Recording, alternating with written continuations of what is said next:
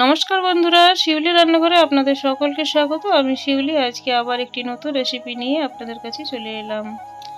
আজ আমি পুঁই কচুর একটা রেসিপি বানাবো। আপনারা সবাই বানাতে জানেন, আমি যেভাবে বানাই সেইভাবে আপনাদের কাছে আজ শেয়ার করব।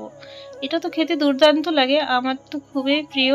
তো আপনাদের কেমন লাগে অবশ্যই জানাবেন, আর আমার রেসিপিটা কেমন হয়েছে অবশ্যই কমেন্টে জানাবেন। এখানে দেখুন কিছু পরিমাণ আমি কচু নিয়েছি, আর এটা পুঁই আছে।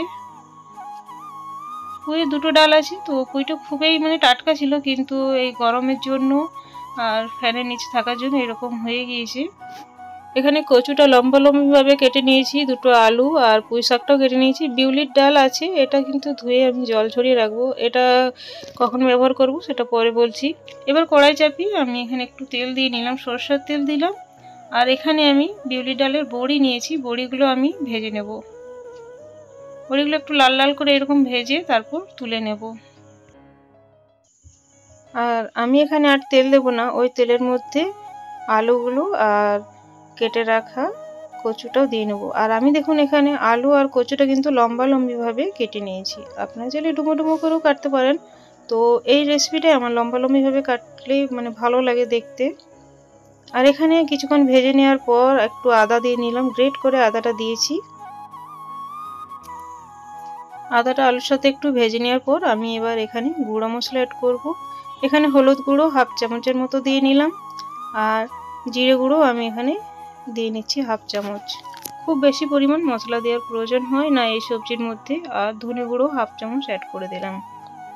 এবার এখানে ঝাল লঙ্কা গুঁড়ো আমি এখানে এটাও হাফ চামচ দিচ্ছি। এবার ঝালটা যেমন খাবেন সেই হিসাবে কিন্তু আপনারা লঙ্কাটা দিয়ে নিতে পারেন। কালারের জন্য এখানে কাশ্মীরি লঙ্কা গুঁড়ো ব্যবহার করতে পারেন, তবে আমি দিলাম না। এবার সব কিছু ভালোভাবে আমি মিশিয়ে নিচ্ছি। এবার আমি পুঁই শাকটা দিয়ে নিলাম, আর পুঁই ডাঁটা শাক সব কিছুই আমি একসাথে দিয়ে মিশিয়ে নেব। পুঁই শাক থেকে কিন্তু জল বের হবে, তো একটু প্রথমে আমি কষিয়ে নেব। তারপর কষিয়ে নেওয়ার পর যখন পুঁই শাকটা নরম হয়ে আসবে তখন আমি এখানে স্বাদ মতো লবণটা অ্যাড করে দেব। তো এখানে প্রথমে কষিয়ে নেওয়ার পরে কিন্তু লবণটা অ্যাড করবেন। আর আমি যেভাবে বানাচ্ছি ঠিক সেইভাবে একবার বানিয়ে দেখবেন, আশা করছি আপনাদেরও ভালো লাগবে। আর এই রেসিপিটা কিন্তু গরম গরম ভাতে পরিবেশন করবেন, দুর্দান্ত লাগবে ভাতের সাথে।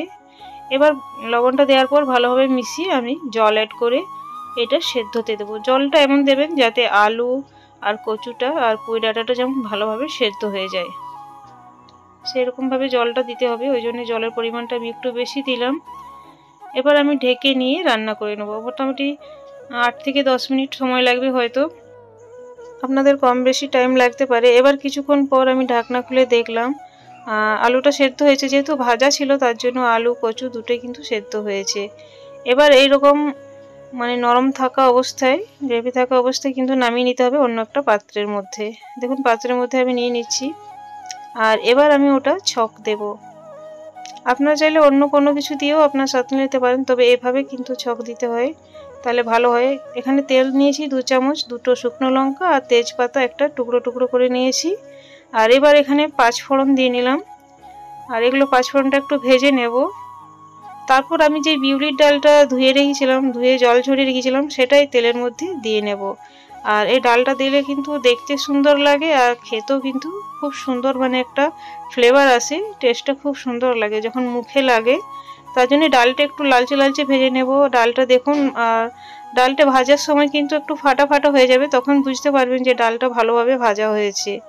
ভাজতে ভাজতে কিন্তু মুচমুচে হয়ে যায়, আর যখনই এটা ভাজা হয়ে যাবে, একটু কালারটা চেঞ্জ হবে, তখন সেদ্ধ করে রাখা কচুটা দিয়ে নিতে হবে। তো সবটাই দিয়ে নিলাম। প্রথমে হাতা করে বা ডাবু করে দিলে কি হয়, তেলটা ছিটকে যায় না, তাই জন্য প্রথমে 2-1 হাতা দেওয়ার পর আমি পুরোটাই দিয়ে নিলাম। এবার কিছুক্ষণ ফুটিয়ে নিলেই কিন্তু রেডি হয়ে যাবে। এবার বড়িগুলো আমি দিয়ে নেব। বড়িগুলো কিন্তু আগে দিইনি, কারণ বড়িটা একটু মুচমুচে থাকলে খেতে ভালো লাগে, যেহেতু খুব সুন্দরভাবে ভাজা আছে।